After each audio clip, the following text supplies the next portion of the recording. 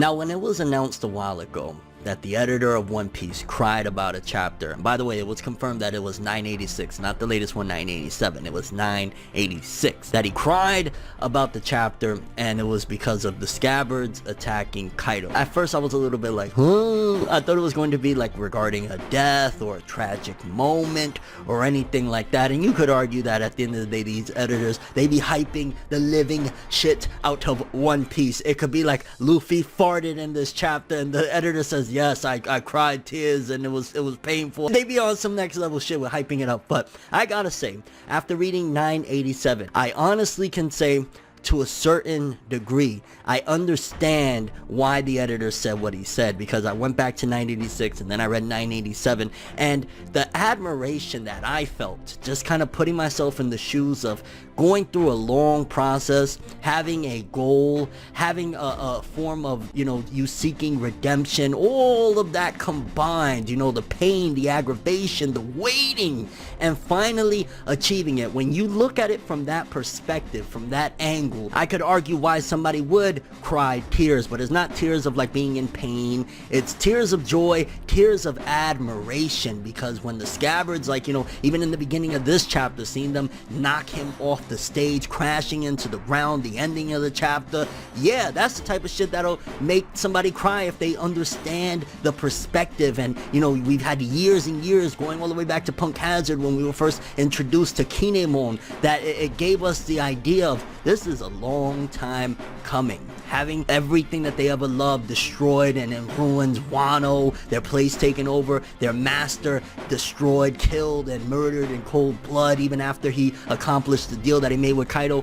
Yeah, looking at from that angle, I would cry too. And again, it was 986, but having 987 in conjunction, it kind of combines it and makes you see like, yo, they did it, fam. They did it. But this chapter of One Piece, I ain't gonna lie, fam, between Luffy's declaration, I'm gonna whip your ass. I'm gonna whip your ass. Yo, you back there, you getting it too, motherfucker. What you gonna do? I was just like, yeah. Because Oda, he ain't let up off the pen in this chapter at all, fam. It's like we're going full force. The battle has begun to decide the fate of Wano, the fate of everything that's about to go down. And woo, baby, One Piece greatness, 987. We gotta talk. Kaido, Big Mom, the Scabbards, everything that went down. Let's jump into it, baby. Let's do this. I say we gonna do what we do, no matter how you move, make your move. That's how it be, though. So the chapter starts off with, appropriately, a flashback to Odin, the things that we've seen prior to this chapter,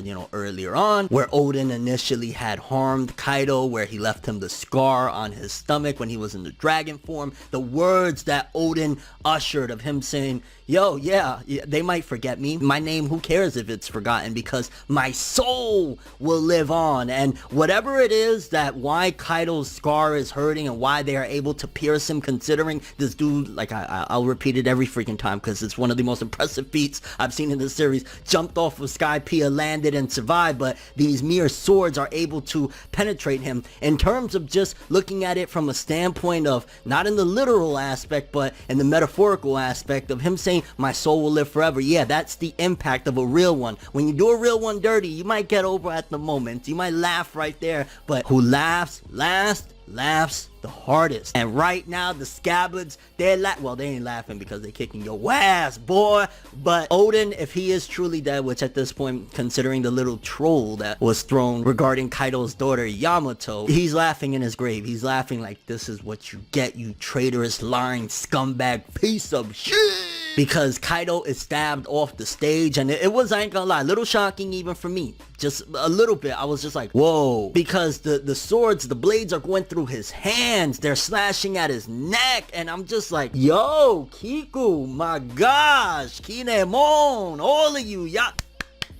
You deserve it, you piece of shit. And then I even love seeing, like, the side characters. I love when the subplot becomes so valuable and useful that even during a really, really big scene, it's like, oh shit, because you got like the Udon prisoners. It's like, ain't nobody touching the Scabbards, fam. Who want it? Who want it? It's like everything that has been built up throughout these years since we started the Wano Kuni arc has come full circle. All of the prisoners, all of those times of seeing Luffy captured, which is what the anime is covering right now. I've been having a great time with the anime. Just a side note, since its return, it's been really, really fun to watch. You know, seeing all of that come full circle has been wonderful. And I love seeing the subplot intervening into the main storyline and like, yo, these characters that, yeah, they're just random prisoners from the Udon prison, but even them being helpful. Amazing. Gotta love how much of a traitorous bitch Big Mom is. Like, I still say that this partnership, it might be at best an uncomfortable temporary alliance, because even Big Mom in this chapter says why she really came here or whatever, but she's like, yo, Kaido, what's going on, fam? You dead over there? What's up? She's not like mourning or in pain, like, oh, my hubby, my big old Jack Daniels looking more for, like, she ain't in pain. She's just like, yo, what up? What's going on, fam? You dead over there? What you doing? Big Mom. Then when Ulti attacked Yamato and was like trying to see what the hell was going on and whatnot, it just kind of had me thinking, despite the fact that yes, Kaido, what he did, you know, putting the chains on his daughter, still assuming that there's nothing fishy going on with Yamato, which it's more and more becoming less likely, but I still always have that in my mind. I don't know if it's flashbacks to pudding or what, but I always just be like, maybe you still want some of your daddy's affection and you're just on some covert operation shit. You never know. Which, by the way, I'm really, really interested. I would love to see a lot of you guys give me feedback on that. Is there any possibility, is there anything that you've seen so far that could lead you to believe the 1% chance that Yamato might flip and she's just pulling some bullshit, because at the end of the day, that's still her dad? Like, taking it into the real world, like, parents do fucked up shit to their kids all the time, and they end up forgiving them and rocking with them. Then she says, this is the day where I become Kozuki Oden at last. And to be honest with you, it does feel, to a certain degree, I could see where people are coming from, because I've seen the conversation here and there of people saying like, yo, it's kind of an allegory of somebody that is going through that transformation, so to speak. And if it is, hey, Oda trying to put a little bit of progressive stuff into the story. It's not conflicting. It's not all in your face. It goes along with what the character has said from day one of wanting to be Odin. So if that is what Oda is attempting to do, I ain't really upset about it, because hey, he's representing it the way he wants to, and it's not like it's doing anything where it's like, no, this is the important part of the story. Fuck everything with Kaido and the Scabbards, fam. We need to talk about her transformation. Like, it's there. Again, assuming that's what he's aiming for, which it does seem like it, but you never know. And she's even like, yo, tell Kaido, when one of his people is like, yo, your dad is fucked up, come do something. Tell him I don't give a shit. Tell him go eat a dick and die. Well, she didn't say it like that, but she basically said, tell him I'm not on his side anymore. If he dies, whatever. And I love too when Big Mom is charging at Luffy and like, straw hat Mugiwara. Luffy's like, yo, bitch, I'm busy. Don't you fucking see shit that's going on right now? What are you doing? I'm having too much fun right now. Then Nami shows us the secret to stopping a Karen when she starts shoving those black balls in Zeus's mouth.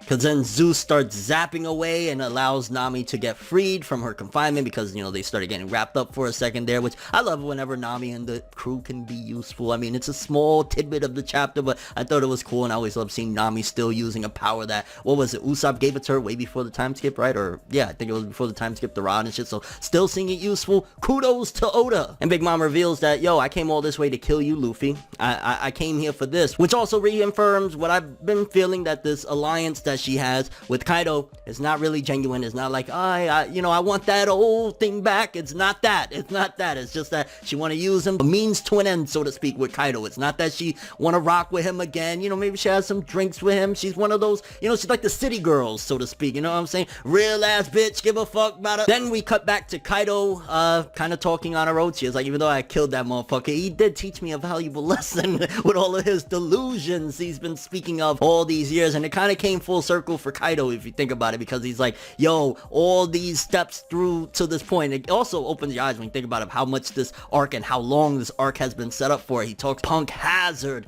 Zoe, Dressrosa, all of this all along. Y'all been hiding behind this man that I've had my eye on as well, Mugiwara, Straw Hat. And he's like, yo, y'all really had this all planned out. Like, it all just came to Kaido as well. So he's getting the realization now that this has been a very well thought out plan. Because if it wasn't, let's be real here, Kaido is too much of a monster with all the feats we've seen. If it wasn't this calculated to this degree, this long thought out plan that they've had, you ain't doing this shit. You ain't knocking him off the fucking stage. You ain't making him scream out in pain, which I also thought that was very interesting as well, that he was screaming out in pain, talking about the scars from Odin. How the hell is this happening? Which, to be honest with you, I am curious why they are able to penetrate him. I mean, metaphorically, of course, yeah, like, oh man, you know, Odin's will lives on, but is it because of them being Odin's retainers? Is it because Odin, I don't know, maybe his blade cursed Kaido, that whenever somebody that rocks with him or is a part of his people attack him, they will be able to penetrate, and, you know, the scar hurting at the same time? Some questions that I'm wondering, is it just because of them being rocking with Odin, or is there going to be like a kind of logical explanation as to how they're able to do it, or is it the swords? Maybe the answer is already there and I'm just like not picking up on it, and if it is, please let me know. I would love to hear exactly what it is, again, unless it hasn't been revealed yet. But either way, I thought that was an interesting thing as well, because again, he fell from the heavens, fam. He fell from the fucking heavens. And Kaido kind of went off on, hey, you know, pirates will betray you at a given point. No, you're trying to rationalize the fuckboy shit you pulled back in the day of betraying the word of Odin. After you made that promise, you'll hold him up in the boiling pot, we won't do nothing, and you shot him. You're trying to rationalize. I think, if anything, Kaido is self-projecting at that particular point when he's talking to them and saying, you know, pirates, the second shit goes down, they're gonna run off on you. And maybe that's also due to some of his own experiences, which led to him. Maybe this is something that he's referring to that happened to him during the days of the Rocks Pirates, and that's what led him to going off on his own. That was his reason for leaving the Rocks Pirates, aside from, of course, his master, Captain Rocks, falling. Maybe that's something with him. Either way, it felt like it was self-projecting. And eventually we will get, I'm sure, Kaido's full backstory, and boy, I can't wait for that, because it seems as though he was hurt. But also, if you think about it, it kind of reminds me of Bullet from the latest One Piece film. Like, that was kind of the same type of backstory with him as well. And I gotta admit, Kaido did have a point when he said, yo, I already beat Luffy into submission once before. Like, yo, what's up? What's up? Who won it? What's good? There's so many key characters in here that makes it, like, opposed to, like, you know, you go to Whole Cake, it was just mainly like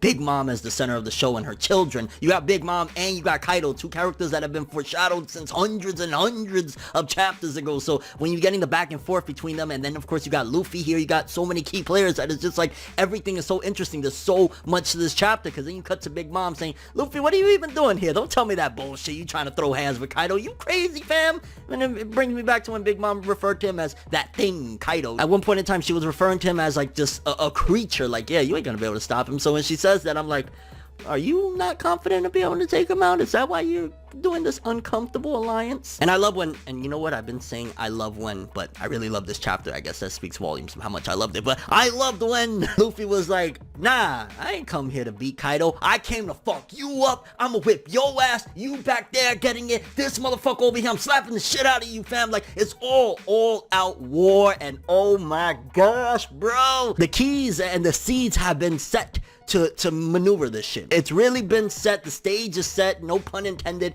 to really rock the house and make this on a Marineford level. Now, to be honest with you, if you think about it, it is kind of almost, so to speak, like a retelling or a replaying or using certain elements of the Marineford stuff, because technically, I guess Momo would be like the ace, because Momo is captured. Let's see if it's going to replay the same scenario where Ace died, and the end of it is Momo gonna die? I don't think so. I think if anybody's gonna die, it'll be like a Kinemon, maybe all of the Scabbards, and they'll go to their grave. Not all of them. I think a few of them will survive to be able to tell the tale, but I think like Kinemon, those people will die. I think that's where you're gonna get the parallels between this arc and Marineford, aside from everything else so far. And the fact that we got two major ass Yonkos. Well, no, now that you think about it, Whitebeard and Shanks was there. This time it's Big Mom and Kaido. Yeah, where's the Marines at? All we need is the Marines, and we got it. And of course they start listing off all the people we have here, the Udon prisoners, the prisoners from the front of here, the prisoners back there. We got all these motherfuckers. You got Trafalgar Law. You got, like, there's just such a crazy army. But Kaido's like, yo fam, I'm gonna show you I got the greatest army too. So it was just a lot of telling us what we already know, but just setting it up even further. There was setup in the midst of developments and things moving forward as well. And just to quickly cut back to something now that I have it on my mind regarding the scar and whatnot, because it's been a conversation, and it's a big conversation that people have had, saying that Zoro is going to be the one to take out Kaido. No,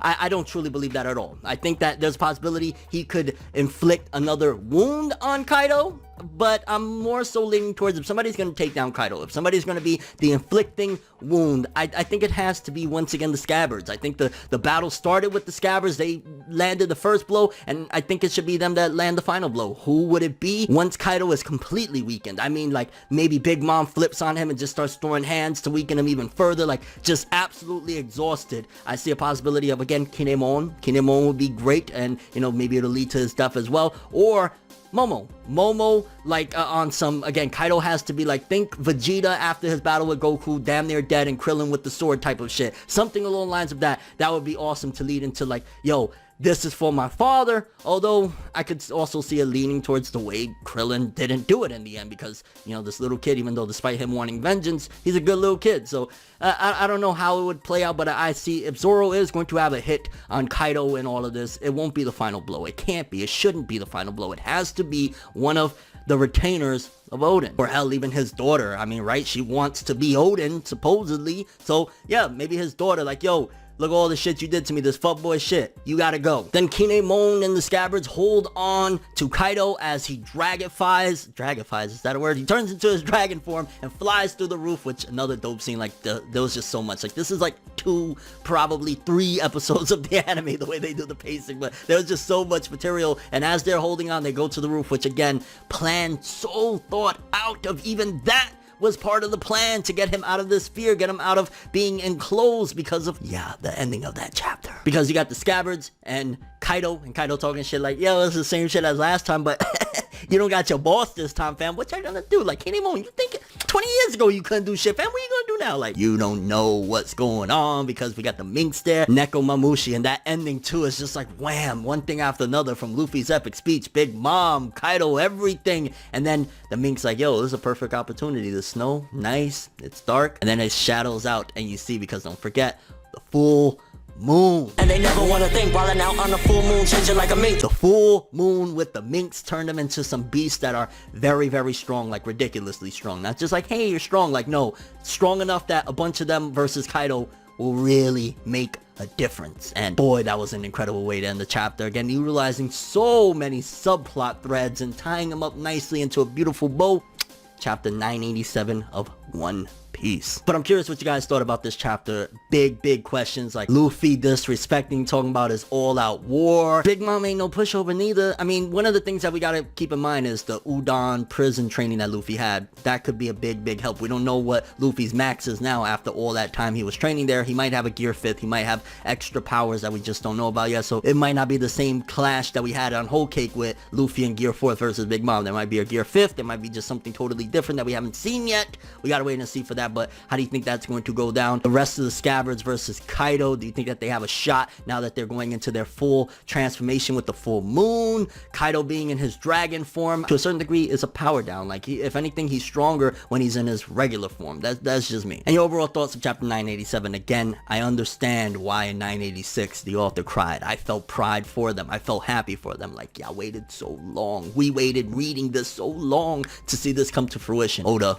aka Goda. But that's all I have for this one. Thanks for watching. I hope you enjoyed. If you liked anything I had to say or enjoyed the video, drop me a like. I'd greatly appreciate it. And if you want more from me, make sure to subscribe. Follow me on Twitter, Instagram. Hit that bell to get all notifications. And if you want to follow any of my other social media, links in the description below. I'm ForneverWorld, and as always, people, have an awesome day. And remember the golden rule: anime and manga for life, boy.